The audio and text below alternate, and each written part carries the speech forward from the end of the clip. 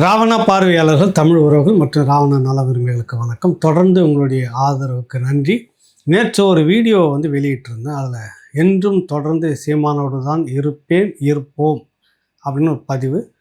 காங்கிரஸ் கூட்டணியில் விஜய் ஆட்சி அமைப்பது எப்படி இருக்குன்றதையும் பேசியிருந்தேன்.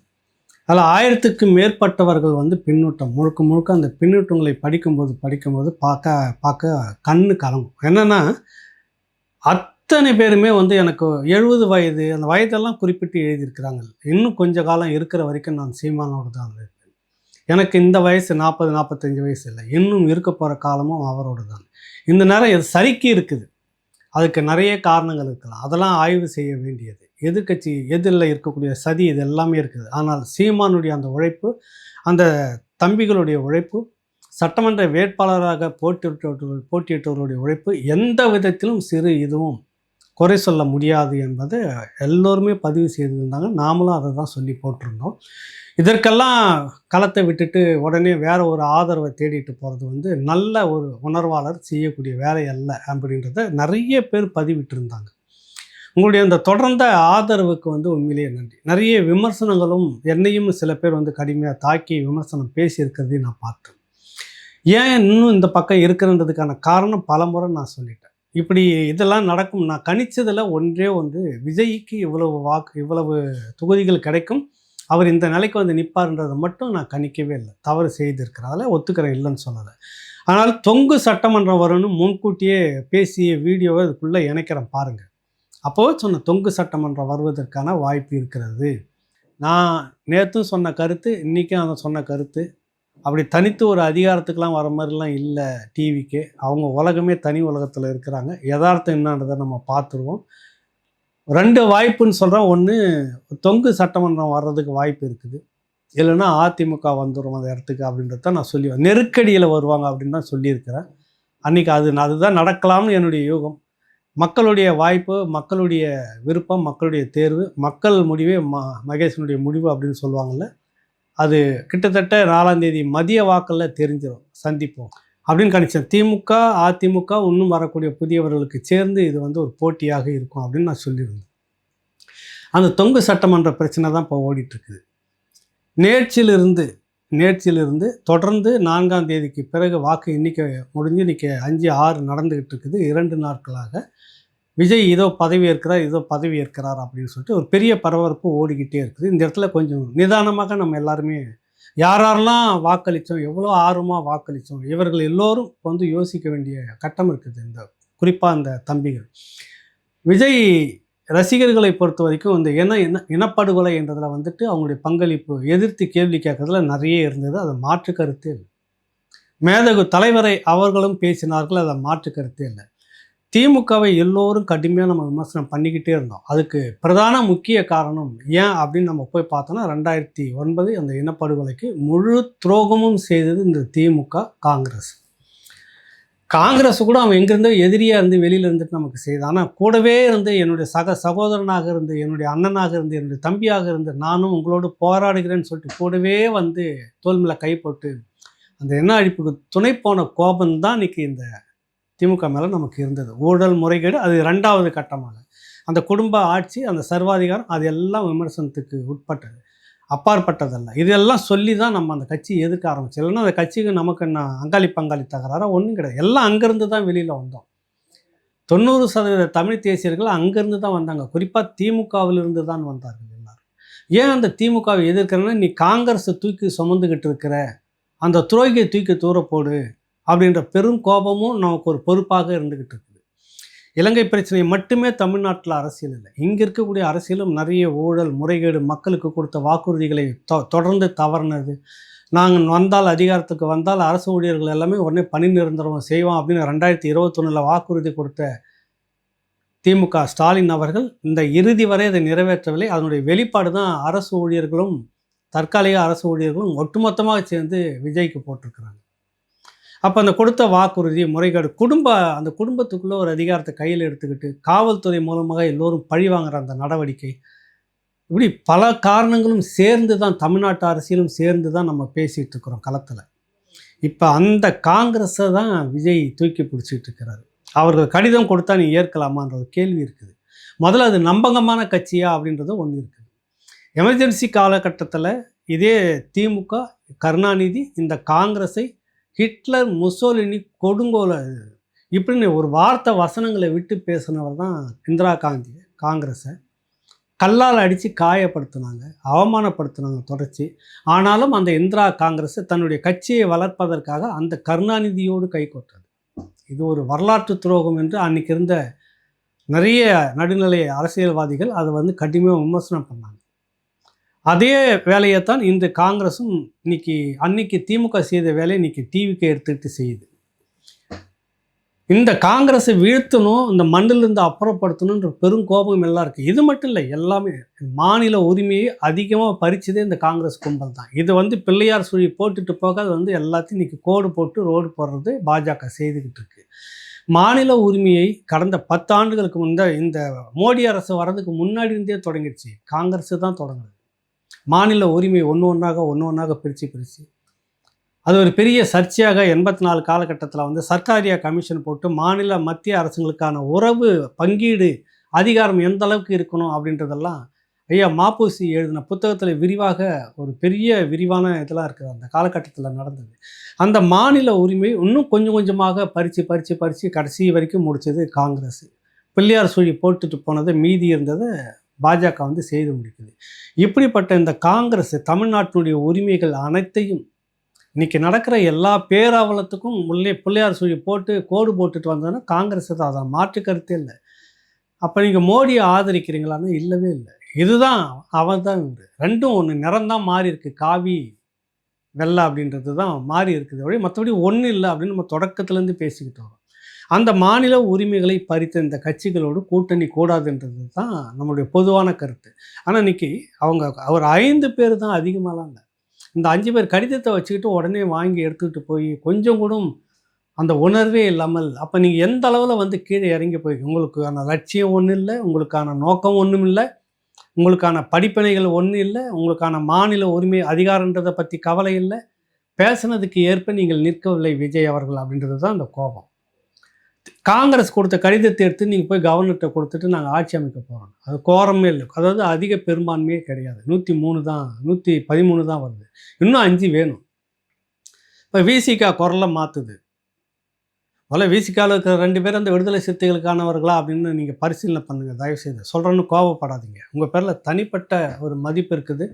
உழைப்பு 4 நூற்றாண்டுகளுக்கு மேலாக இந்த மாதிரி எல்லாவற்றையும் விழுங்கிட்டு நிற்கிற இந்த திராவிட கட்சிக்குள்ளே ஒரு தலித் அரசியல் கட்சியை முன்னகர்த்தி கொண்டு வந்தது பெரிய விஷயம். நிறைய அதில் சிக்கல்களை சந்திச்சிங்க, பின்விளைவுகளை சந்திக்கிறீங்கன்றதெல்லாம் அதெல்லாம் எடுத்துக்கிறோம் கவனத்தில். தனிப்பட்ட உழைப்பு எந்த விதத்திலும் குறையில்லாதது திருமாவளவன் அவர்கள். ஆனால் இந்த 2 சட்டமன்ற உறுப்பினர்களை வச்சுக்கிட்டு காலத்துக்கு ஏற்ப நாங்கள் தேவையான முடிவு எடுக்கணும், அதை நகரப்போகிறோம் அப்படின்றத நீங்கள் சொல்ல வரீங்க. இந்த இடத்துல அப்படியே ஒன்று நிறுத்திட்டு வருவோம். உங்ககிட்ட இருந்து போன ஆதவ அர்ஜுன், இந்த ஆதவ அர்ஜுனை விஜய் பக்கத்தில் வச்சுக்கிட்டு மேடையில் பேசின ஒரு பேச்சு இருக்குது. தாவேகா, அதாவது இந்த டிவிக்கு அதிகாரத்துக்கு வந்தால் ஒரு தலித்தை தான் முதலமைச்சர் ஆக்குவோம் என்று விஜய் அவர்கள் அண்ணன் சொன்னார் அப்படின்னு விஜய் ஆதவ அர்ஜுன் பேசியிருக்கிற வீடியோ இருக்குது, இப்பவும் இருக்குது. ஆட்சியில் பங்கு அதிகாரத்தில் பங்கு என்று சொன்னார். அது ஆட்சியில் பங்கு அதிகாரத்தில் பங்கு இப்போ காங்கிரஸுக்கு கொடுக்க போகிறீங்களா அப்படின்ற கேள்விலாம் இருக்குது. சொன்ன மாதிரி நீங்கள் ஒரு தலித்தை முதலமைச்சர் ஆக்க போகிறீங்களா அப்படின்னு ஆதவ அர்ஜுன் பேசியிருக்கிறாரு உங்களை வச்சுக்கிட்டு மேடையில். நீங்கள் திரும்பி பார்க்குறீங்க, வரவேற்கிறாங்க, எல்லாம் பெரும் கைத்தட்டல் இருக்குது. பாட்டாளி மக்கள் கட்சி சொன்ன ஸ்லோகம் அது. நாங்கள் அதிகாரத்துக்கு வந்தால் ஒரு ஒடுக்கப்பட்ட சமூகத்தை சேர்ந்தவர் தான் முதலமைச்சராக இருப்பார் என்று மதிப்புக்குரிய டாக்டர் ராமதாஸ் என்ன இங்கே சொல்லியிருந்தாரோ அதே ஸ்லோகத்தை தான் டிவிக்கு சொல்வதாக ஆதவ அர்ஜுன் மேடையில் பேசினார். இப்போ இன்றைக்கி அதை நீங்கள் சாத்தியப்படுத்துவீங்களா? இன்னும் உங்களால் ஆட்சி அமைக்கவே முடியாது. நிறைய சிக்கல்கள் நீங்கள் எதிர்கொள்ள வேண்டியது இருக்குது. நீங்கள் திரும்ப மக்கள்கிட்ட வேறு மாதிரி ஒரு போலி கண்ணீரோ அடிப்பீங்க.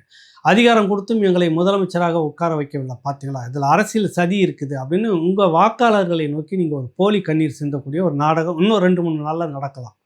ஏன்னா நீங்கள் காங்கிரஸ், அடுத்தது கம்யூனிஸ்ட்டு, அவங்க ஒரு வேலை வந்தால் இஸ்லாமிய கட்சி இல்லை, இன்றும் என்றும் என்றைக்குமே நாங்கள் திமுகவோடு தான் பயணிப்போம்னு சொல்லிட்டாங்க. விசிகா மட்டும் பரிசீலிப்போம், நாங்களும் மாற வேண்டியது இருக்குது அப்படின்லாம் சொல்லியிருக்கிறாரு. ஒருவேளை அவர் நகர்ந்தால் அவங்களது 2 வருது, கம்யூனிஸ்ட்டுகளது 4 வருது, 6 எல்லாம் சேர்ந்ததுனாக்கா டிவிக்கு ஆட்சி அமைக்க முடியும். நேற்று அதை தான் திரும்பவும் பேசியிருந்தேன். இவர்களை நம்பி நீங்கள் அதிகாரத்தில் உட்கார்ந்தா டிவிக்கு மந்திரி பதவி கொடுக்கறதுலேருந்து அவங்க வைக்கக்கூடிய அவங்க திமுகவுக்கான அஜெண்டாலாம் உள்ளே கொண்டு வந்து நிறைவேற்றுவாங்க. காங்கிரஸ், விசிக, கம்யூனிஸ்ட்டுகள். அது உங்களுக்கு நடைமுறையில் நீங்கள் கொண்டுட்டு வர்றதுக்கு சிக்கலாக இருக்கும். அவங்க உடனே ஆதரவை வாபஸ் வாங்குறேன்னு சொல்லுவாங்க. நீங்கள் திரும்ப 108ல் வந்து அதிகாரத்தை இழந்து நிற்பீங்க. சட்டமன்றத்தில் வந்துட்டு கொண்டு வந்துட்டு தீர்மானம் நிறைவேற்றி அதிகாரத்தை வந்து நிரூபிக்கணுன்றப்ப திரும்ப 108 நிரூபிக்க முடியாத சூழ்நிலையில் அதிகாரத்தை இழப்பீங்க. முதலமைச்சராக இருக்க முடியாது. இதுதான் திரும்பவும் ஒரு ஊஞ்சலாட்டம் ஆடிக்கிட்டு இருக்கிற நிலைக்கு வரும். மாற்றாக என்னன்னா, இப்போ அதிமுக இருக்குது. அதிமுகவிலையும் நீங்கள் செய்த பிழை, செங்கோட்டையனை விட்டு அதை பிரித்து உடச்சி எடுத்துக்கிட்டு வர முடியுமா அப்படின்லாம் நீங்கள் நிறைய பிளான் பண்ணியிருக்கீங்க. அது ஒரு பெரிய துரோகம் அப்படின்றது. நாளைக்கு உங்கள் கட்சியிலேருந்து பாஜக பிரித்து உடச்சி வெளியில் கொண்டுட்டு போகிறதுக்கு எவ்வளோ நேரம் ஆகும்? நீங்கள் பிறருக்கென்னா முற்பகல் செய்யும், தமக்குன்னா பிற்பகல் தானே வரும். இதுதான் நடக்கும். நீங்கள் அதிமுகவை உடச்சி செங்கோட்டையன் சொல்லி செங்கோட்டையன் மூலமாக நீங்கள் அதிமுகவில் பேசி உடச்சி எடுத்துகிட்டு வரணும். முதல்ல அது சாத்தியமானு பார்க்கணும். கட்சி போகிறவங்க போங்க, எனக்கு ஒன்றும் பிரச்சனை இல்லை. கட்சி அதிகாரம் முழுக்க இங்கே இருக்குது. கட்சி இன்னும் வளர்த்து கொண்டுட்டு வர முடியும் அப்படின்றது எடப்பாடி நேற்று மதியம் பேசுனதாக தகவல் அவங்களுக்குள்ள கூட்டத்தில்.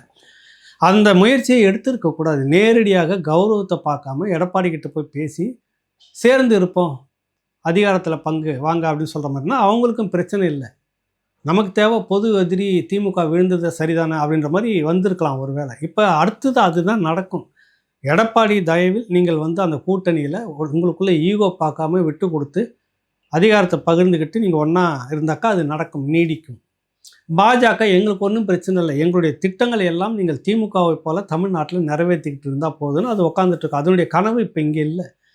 அடுத்தது 2029 நடக்கிற நாடாளுமன்ற தேர்தலின் போது ஓகே இப்போ உட்காந்து பேசலாமா அப்படின்னு அங்கங்கே கொக்கி உங்கள் 2 பேருக்கும் மாற்றி வச்சுட்டு இந்த பக்கம் திமுகவை எவ்வளவு அது பலகீனமாகும். இனிமேல் அது ஒன்றும் வேறு வழி இல்லை. அது நிறைய காரணங்கள் இருக்குது. இப்போ பேச முடியாது. ஒரு முன் உணர்தல்லாம் சொல்லுவாங்கள்ல, நிறைய பேர் பேசிகிட்டு இருப்பாங்கள்ல, அந்த மாதிரிலாம் நான் சொல்லலை. என்ன திட்டம் இருக்குது பாஜகன்றது ஓரளவுக்கு தெரிஞ்சதால் சொல்கிறேன். திமுகவுக்கு தொடர்ந்து நெருக்கடிகள், ஏன்னா அதையெல்லாம் அவங்க தலையில் அவங்களே கொல்லி வச்சுக்கிட்டது. வேறு வழி ஒன்றும் பிரச்சனை இல்லை. இப்போ அந்த நிலைக்கு வந்துட்டோன்னே நாடாளுமன்ற தேர்தலின் போது பாஜகவுக்கு 20, அதிமுக 10, டிவிக்கு 10, இல்லை மீதி 20 நீங்கள் ஷேர் பண்ணிக்கோங்க. வெற்றி பெறுவோம். உங்கள் ஆதரவு எங்களுக்கு பின்னாடி தேவைப்பட்டால் நீங்கள் தடையில்லாமல் எங்களுக்கு கொடுக்கணும். தொடர்ந்து உங்களுடைய ஆட்சி நீடிக்கட்டும். நாங்கள் அடுத்த தேர்தலில் தான் பார்த்துப்போம். இதுதான் பாஜகவுடைய திட்டமாக இருக்குது. இன்றைக்கி இருக்கிற சூழ்நிலைக்கு இதெல்லாம் வச்சு பார்க்கும்போது அதிமுகவுடன் அவங்க ஆதரவு எடுத்துக்கிட்டு வர ஆளுநர்கிட்ட கொண்டு போய் கடிதம் கொடுத்தால்தான் பதவி ஏற்க முடியும். இந்த கூட்டத்தை இந்த உதிரிகள் இருக்கிறாங்கல்ல, காங்கிரஸ், விசிகே, கம்யூனிஸ்ட்டுகள் ஒன்றும் பிரச்சனை இல்லை, விசிகாவும் பிரச்சனை இல்லை. காங்கிரஸ் வந்து அது தன்னை இங்கே வளர்த்துக்கிற ஒரு அரசியலை வந்து செய்யும். அந்த அரசியல் இங்கே பெரும் பகையாக மாறும். ஒரு கட்டத்தில் திமுகவே இவர்கள் இனப்படுகொலையாளிகள் ஏற்கனவே பேசியிருக்கிறார் கருணாநிதியை. கூடா நட்பு கேடா முடியும், கேடா முடிஞ்சது எங்களுக்கு, இனி ஒரு தப்பை நாங்கள் செய்ய மாட்டோம் அப்படின்னு கருணாநிதி பேசியிருக்கிறாரு. இவரும் பேசியிருக்கிறாரு. யார்? திருமாவளவனும். எந்த காலகட்டத்திலையும் காங்கிரஸோடு கூட்டு அதெல்லாம் ஒரு கட்டத்தில் வந்து வச்சுப்பாங்க. அரசியலுக்கு எல்லாம் வேணும் தானே. எப்படி இந்திரா காந்தியை எதிர்த்து பேசிட்டு அப்புறம் அந்த இந்திரா காந்தி காலையிலே விழுந்து ஆட்சி அதிகாரத்தை தக்க வச்சா போதும்னு எப்படி முடிவெடுத்தாரோ கருணாநிதி, அப்படி ஒரு சூழ்நிலைக்கு இந்த கட்சிகளும் நாளைக்கு வரும். நமக்கு தேவை அந்த ஆட்சியை நீடிக்கணும், கொண்டுட்டு போகணும் அப்படின்னு. ஆனால் காங்கிரஸுடைய நிலைப்பாடு வேறாக இருக்கும். அது தன்னை வளர்த்துக்கிறது மட்டும் இல்லாமல் தேசிய அரசியலில் அங்கே ஒரு முகமாக கொண்டுட்டு வரும்போது அது டிவிகேவுக்கு ஒரு பெரிய சிக்கலாக மாறும். இது தேசிய அரசியலாக மாறும். மாநில கட்சியாக இல்லை, தேசிய அரசியலுக்குள்ள எல்லாத்துக்கும் துணை போகிற மாதிரி தலையாட்டணும். இந்த காங்கிரஸ் டிவிகே உறவை பாரதிய ஜனதா கட்சி கட்டாயம் விரும்பாது. அதனுடைய தொல்லைன்றது பெரிய அளவில் இருக்கும். இதெல்லாம் நடக்க போகிறது நான் சொல்ல வரேன். இவ்வளவு நெருக்கடிக்குள்ளாக இவருடைய புதிய ஆட்சின்றது விஜயாகவே தள்ளி தள்ளி போடக்கூடிய ஒரு சூழ்நிலை வந்து எடுக்கிற முடிவு சரியானதாக இல்லை, உள்ளே இருந்துட்டு சொல்கிற ஆலோசனை சரியானதாக இல்லை. நேரடியாக கௌரவத்தை பார்க்காம அதிமுகவோட பேசி அவருடைய ஆதரவை எடுத்துக்கொள்வது மட்டும்தான் இப்போதைக்கு இருக்கக்கூடிய ஒரு சாய்ஸ். தான் மீதி இந்த வாய்ப்பு இருக்குது இல்லை. காங்கிரஸ், கம்யூனிஸ்ட்டு, விசிகே இது வந்து நிரந்தரமானது அல்ல. நேற்றே இந்த பதிவு போட்டுருங்க. நிறைய பேர் வந்து அதுதான் உண்மை, அதுதான் நடக்கும் அப்படின்னு. ஏன்னா என்றைக்காக இருந்தாலும் இவங்க கழுத்து அறுத்துட்டு போயிடுவாங்க. இதுதான் நடக்குங்க. அது பாஜகவும் விரும்பாது. வேறு வகையில் தொந்தரவு வரும். அப்போ சிக்கல் இல்லாத ஒரு ஆட்சி என்பது அதிமுகவை நீங்கள் ஆதரவாக எடுத்தது, ஆதரவு கடிதம் அங்கே வாங்குறது தான் சரியாக இருக்குன்னு ஒன்று. இன்னொரு 3வது கட்டத்துக்கு நாங்கள் பேச வரோம்.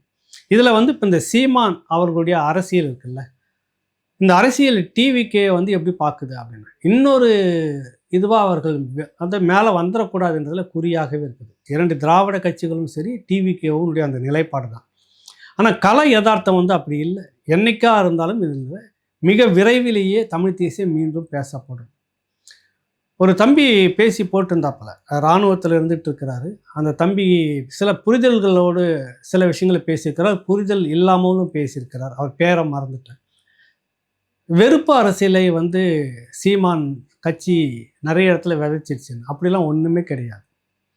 எல்லோரும் உள்வாங்கி கொண்டு இருக்கிறது. அதையும் சொல்கிறாரு. சில பேருக்கு சீட்டு கொடுத்துருக்காங்க பிற மொழியாளர்கள், ஆனால் வெறுப்பு அரசியல் பண்ணிட்டு இருந்தா. அப்படி வெறுப்பு அரசியல் இங்கே எந்த கட்டத்திலையும் செய்யவே இல்லை. எல்லா மாநிலத்திலையும் எல்லா மாநில கட்சியும் என்ன அரசியல் பேசுகிறது, என்ன செய்கிறதோ அதை தான் இங்கே செய்யுது. பிற மாநிலத்தவர்களை இங்கே வந்து வெளியேறுங்களா அப்படின்லாம் சொல்லவே இல்லை. இப்போ விஜயும் வாக்குறுதி கொடுத்துருக்கிறாரு. அதை நடைமுறை சாத்தியப்படுத்துவாரான்னு முதல்ல கேட்கணும். பிற மாநிலத்தவர்களுக்கு இங்கே வேலை வாய்ப்பில் இல்லை, தமிழ்நாட்டை இங்கே இருக்கிறவங்களுக்கு தான் முன்னுரிமை அப்படின்னு சொல்லியிருக்கிறார். இப்போ அதை நிறைவேற்ற முடியுமான்னு பார்க்கணும். இதுதான் இப்போ இங்கே இருக்கக்கூடிய அரசியல். அந்த தம்பி பேசியிருக்கிறார். தம்பி போல் பலரும் பேசியிருக்கிறார்கள். அந்த சீமான் மீது நிறைய விமர்சனங்கள் இருக்குது. அந்த கட்சி தன்னை சுய பரிசோதனை செய்துக்கணும். உன் நண்பர்களை யார் சொல்லு, நான் உன்னை பற்றி சொல்லணும் ஒரு பழமொழி இருக்குது. அந்த நிலைப்பாட்டுக்கு வரணும் அப்படின்றது மட்டும்தான் நான் அவருக்கு ஒரே ஒரு வார்த்தை சொல்கிறேன். இப்போ நான் அவரை வந்து விமர்சிக்கலை இந்த காலகட்டத்தில். இது ஒன்று மட்டும் சொல்கிறேன், உங்களுடைய நண்பர்கள் யாருன்னு நீ சொல்லு, உங்களை பற்றி சொல்லணும். அவரே அடிக்கடி சொல்லுவார். கட்டமைப்புக்குள்ளே நிறைய கொண்டுட்டு வரணும். ஆனால் யாருடைய உழைப்பும் வந்துட்டு ஒரு துளி கூட குறைவில்லாத உழைப்பு. அந்த அரசியல் வந்து தேவைப்படுது இன்னைக்கு. இன்னும் அதிகமாக இல்லை, கொஞ்ச காலத்தில் இந்த அரசியல் தேவை அப்படின்னு நிற்பாங்க. எந்த அரசு ஊழியர்கள் எந்த மக்கள் புறக்கணித்தார்களோ அவர்களே தேடக்கூடிய ஒரு காலகட்டம் வரும். சீமான் அவர்கள் தெரிந்தோ தெரியாமலோ நிறைய தவறு செய்திருக்கிறார். அந்த தவறு என்ன அப்படின்னு ஒன்று ஒன்றா நான் இப்போ சொல்கிறேன். எல்லா அரசியல் போராட்டிலையும் போய் நின்றுக்கிட்டு இருந்தது. அவர்கள் வழியை அழைக்காமல் போனாலும் அந்த போராட்டத்தில் போய் நான் உங்களுக்காக இருக்கிறேன் எந்த ஒரு போராட்ட களத்தையும் அவர் விட்டதாக இல்லை, எந்த ஒரு போராடக்கூடிய அமைப்பையும் விட்டதாக இல்லை. எல்லோருக்கும் ஆதரவு தெரிவித்தது. அந்த இடத்துலேருந்து அவர்கள் குரலாக ஒலித்தது, அவர்களுடைய வழியாக ஒலித்தது சீமான் மட்டும்தான். அந்த சீமானை புறந்தள்ளி வைத்திருக்கிறார்கள்.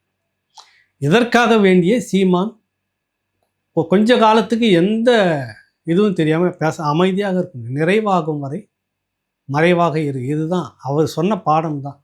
மேதகு தலைவர் சொன்ன பாடம். இதை சீமான் அவர்கள் தம்பிகளுக்கு சொல்லிகிட்டு இருப்பார் அடிக்கடி. நிறைவாகும் வரை மறைவாக இப்போ நீங்கள் மறைவாக தான் இருக்கணும். இந்த உதாசீனப்படுத்தின இந்த கும்பல் உங்களை தேடுற காலம் வரும்.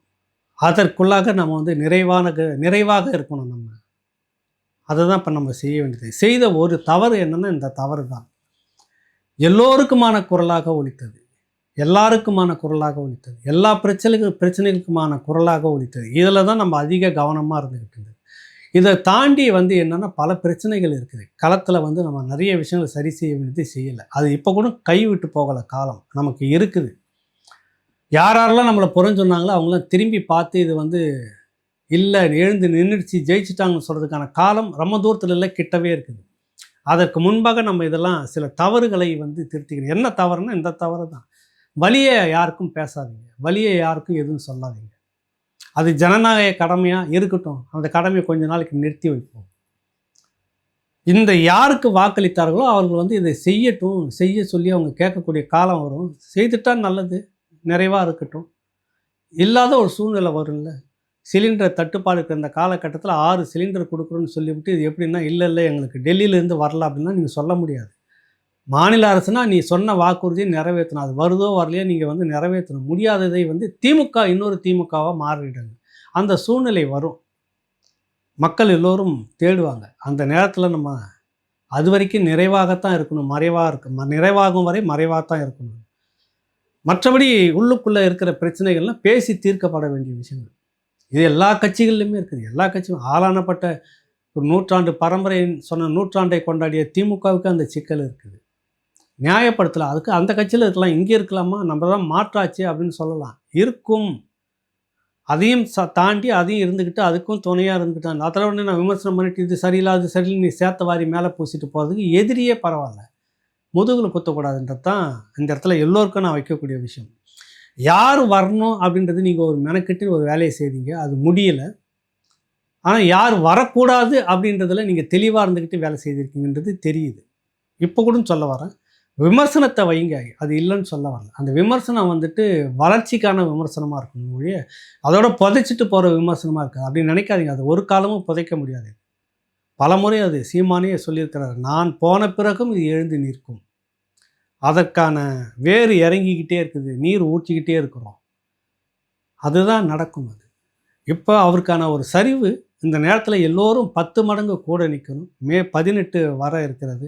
இந்த மே 18 எப்படிப்பட்ட நாள் அப்படின்றது நம்ம எல்லாருக்கும் தெரியும். எல்லாருக்குமே வலி இருக்குது. இந்த பதிவு பின்னூட்டத்தில் பார்த்தீங்கன்னா, நேற்று போட்டதில் அத்தனை பேரும் அழுது அழுது போட்டிருக்காங்க. என்றும் சீமானோடு, என்றும் சீமானோடு. அதை தான் சொல்ல வரேன். இவ்வளவு ஆதரவு இருக்கும்போது அந்த கட்சி குறைகளை வந்து நிவர்த்தி பண்ணுறதுக்கு இப்போவே இறங்கி வேலை செய்துக்கணும். இப்படி சொல்லக்கூடியவர்களை வந்து உடனே விமர்சனம் பண்ணாதீங்க. தம்பிங்க தயவுசெய்து எல்லாரையும் எழுதுவாங்க தான், எழுதுகிறவங்க எழுதிட்டு போகட்டும். உடனே அங்கே போயிட்டு விழுந்து அவங்கள கடித்து அவங்கள பகையாக மாற்ற வேணாம். விட்டுருங்க, கண்டுக்காமல் விட்டுட்டு போங்க. இப்போ நான் சொல்கிறேன், நானும் விமர்சனம் பண்ணுற உடனே எனக்கு எதிராக போடாதீங்க, அந்த மாதிரிலாம் பண்ணாதீங்க. அவர்களுக்கு ஒரு வழி ஏதோ ஒன்று இருந்திருக்குது. வேலை செய்தவர்களுக்கு வழி இருக்கும். ஒதுங்கி நின்று விமர்சனம் பண்ணிக்கிட்டே இருக்கிறவங்க அவங்க இன்றைக்கும் இன்றைக்கி இல்லை, நாளைக்கும் அப்படி தான் இருப்பாங்க. 100% சரியாக செஞ்சாலும் அன்றைக்கி தான் அப்படி தான் சொல்லிக்கிட்டு இருப்பாங்க. நாங்கள் இதை சொன்னோம் அதை சொன்னோம் அப்படின்னு. அந்த கூட்டத்தை விட்டுருங்க. உள்ளே இறங்கி வேலை செய்துட்ருக்காங்களா, அவங்களுக்கு சொல்கிறதுக்கான உரிமை இருக்குது. சொல்லும்போது அதை கருத்தில் உள்வாங்குங்க, இல்லை விட்டுருங்க. அதற்காக அவர்களை எதிரியாக சித்தரித்து நமக்கு எதிரிகளை வந்து இப்போ ஆதரவாக இருக்கிறவங்களாம் எதிரியாக மாற்றலாம். விமர்சனம் பண்ணுவாங்க, அந்த வலி இருக்கும், எல்லாருக்கும் இருக்கும். களத்தில் சுற்றிருக்காங்க, உங்களோடு நின்று இருக்கிறாங்க, தோல் கொடுத்துருக்குறாங்க.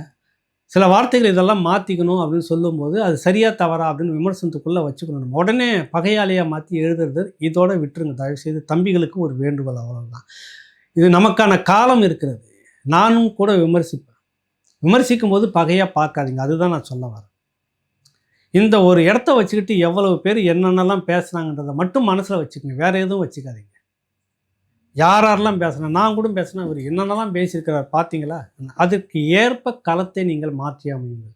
அது ஒரு மனசில் ஒரு வைராக்கியமாக இருக்கணும்.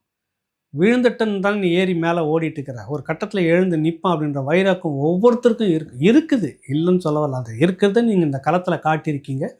ஏதோ ஒன்று நடந்திருக்கிறது, எனக்கு உள் மனசு சதின்னு சொல்லுது, நம்ம வீழ்ந்திருக்கிறோம். ஆனால் அதற்காக அப்படியே இருந்திருக்க போகிறதில்ல. 100 மடங்கு ஒன்று விழ 9ஆய் எழுவோன்றது இதற்கு மட்டும்தான் பொருந்தும், நமக்கு மட்டும்தான் பொருந்தும். நம்ம அப்படி தான் இருந்துக்கிட்டு இருக்கிறோம்.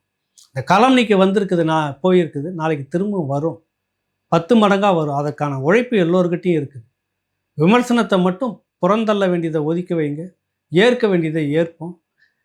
நம்மக்கிட்டே இருக்கவங்க விமர்சனம் பண்ணாங்கன்னா அது ஏன் அப்படின்னு உள்வாங்குங்க, பகையாக பார்க்க வேணாம். அது மட்டும்தான் நான் சொல்ல வரேன். இது வந்து நம்ம தமிழ் தேசிய தளத்திற்கு. திரும்பவும் விஜய்கிட்ட வரேன். விஜய்க்கு இதுதான் ஆப்ஷன், இதுதான் வாய்ப்பு அப்படின்னு நான் சொல்லிட்டேன் தெளிவாக.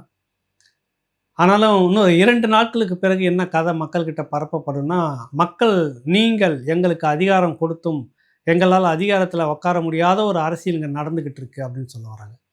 இதற்கு மத்தியில் வந்துட்டு திமுக அதிமுக கூட்டணி அவங்க 2 பேருக்குள்ளாகவே விட்டு கொடுத்து ஸ்டாலின் அவர்கள் முதலமைச்சராக வரட்டும், எடப்பாடியை நாங்கள் வெளியிலிருந்து ஆதரவு தெரிவிப்பதாக இருக்கிறோம், ரஜினி அவர்கள் இதற்கு பின்புலமாக இருந்து எல்லாமும் செய்கிறார்கள், அது மறைமுகமான ஒரு ஆதரவு, ரஜினி இந்த இப்படி ஒரு அரசியல் இருக்கணும்னு விரும்புகிறாரு, பிரச்சனை இல்லாமல் இருக்கணும் அப்படின்னு விரும்புகிறாரு அப்படின்னு ஒரு பேசுபொருள் வெளியில் வருது. அது ஏன் கிளப்புறாங்க, யார் கிளப்புறாங்க, உண்மையிலே ரஜினி அப்படி சொல்லியிருக்கிறாரா, இல்லை ரஜினி அப்படி ஈடுபட்டுக்கிறான்னா எதுவுமே கிடையாது.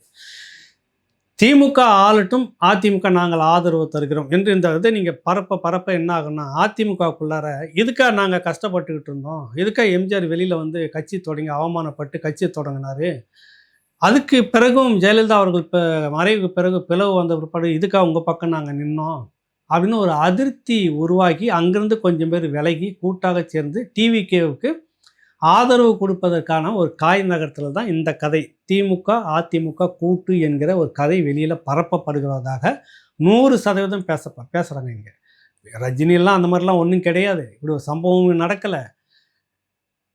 இன்னும் சொல்லப்போனால் உதயநிதி அவர்கள் எடப்பாடி அவர்கள்ட்ட நேற்று மதியம் தொலைபேசியில் பேசியிருக்கிறார். பேசும்போது அப்பா தோல்வி அடைந்ததற்காக நான் வருத்தப்படுகிறேன் அப்படின்னு எடப்பாடி சொன்னதாகவும், உதயநிதி வந்து நானும் உங்களை அளவுக்கு மீறி நிறைய விமர்சனம் பண்ணிட்டேன், மன்னிச்சிருங்கன்னு இவர் சொன்னதாகவும், அதன் பேரில் வந்துட்டு இல்லை கூட்டாக ஆட்சி செய்வோம் அப்படின்ற ஒரு வரைவை முன் வச்சதாகவும் ஒரு நோக்கத்தை வச்சதாகவும் அது கடைசியாக அப்புறம் பார்க்கலான்னு எடப்பாடி சொன்னதாகவும் ஒரு கதை வெளியில் பேசுகிறாங்க. அப்படி எதுவும் நடந்ததா என்னுடைய இதில் எதுக்கும் தகவல் தெரியல. நடந்திருக்கலாம். ஆனால் உண்மையிலே திமுக அதிமுக கூட்டணி இவர்கள் மாறி மாறி ஆட்சியில் இருந்துக்கலாம் அல்லது ஸ்டாலின் ஆட்சியில் இருந்துக்கலாம்னு காலம் முழுக்க ஸ்டாலினுக்கு எதிராக அரசியல் செய்துட்டு இந்த ஸ்டாலின் ஊழல் ஆட்சி ஒழிகன்னு பேசிட்டு அப்புறம் இவரே முதலமைச்சராக வர்றதுக்கு எடப்பாடி ஆதரவு கொடுத்துட்டு உக்காந்துட்டா அது என்ன விளக்கம்? மக்கள் எப்படி ஏற்பாங்க? ஆக இந்த கட்டுக்கதை மீடியா முழுக்க எப்படி வருதுன்னா இதே தான். அவங்களுடைய அந்த ஊடகம் பெரிய அளவில் பூஸ்ட் பண்ணி இதை பெரிய அளவில் வெடிக்க வச்சுட்டு அதிமுகவில் இருப்பவர்கள் அதிருப்தியாக மாறுவாங்க. அங்கேருந்து அப்படியே ஒரு பகுதியை எடுத்து டிவிகேவுக்கு ஆதரவு. அந்த சூழ்ச்சி எடுபடாது. இப்போவும் சொல்கிறேன், கௌரவத்தை பார்க்காம டிவிக்கு இறங்கி வெளிப்படையாக எடப்பாடி கிட்ட பேச்சுவார்த்தை நடத்தி அந்த ஆதரவை வாங்கிட்டு அரசியல் நடத்துறது தான் நீடிக்குமே ஒழிய மீதி எப்படி போனாலும் இது தொங்கல்லே தான் இருக்கும். தொங்கு சட்டமன்றம் அமைய வாய்ப்பாக இருக்குன்னு வாக்குப்பதிவு செய்த அன்றைக்கே நான் பேசி போட்டிருக்கிறேன். அதுக்கு முன்னாடியும் பேசி இந்த மட்டும் தெளிவாக சொல்லிக்கிறேன். ஏதோ ஒரு விதத்தில் தொங்கு சட்டமன்றம் வருவதாக எனக்கு மனசு படுகிறது அப்படின்னு சொன்னதை எல்லா வீடியோவில் இருக்குது. இதில் இணைக்கிறேன் பாருங்கள். இதுதான் நடக்கும். விஜய் இப்படி தான் போயாகணும், வேறு வழியே இல்லை. மீண்டும் ஒரு நிகழ்ச்சியில் உங்களை சந்திக்கிறேன். பரபரப்பான அடுத்த கட்ட அரசியல் என்னன்றதை சொல்கிறேன். நன்றி, வணக்கம்.